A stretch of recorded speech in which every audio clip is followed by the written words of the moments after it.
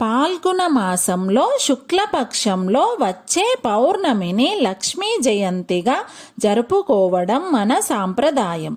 లక్ష్మీ జయంతి రోజు పద్మపురాణంలో చెప్పిన విధంగా లక్ష్మీదేవిని పూజిస్తే సంవత్సరం మొత్తం అష్టలక్ష్ముల అనుగ్రహం ఉంటుంది. ఆర్థికంగా మంచి అభివృద్ధి ఏర్పడుతుంది.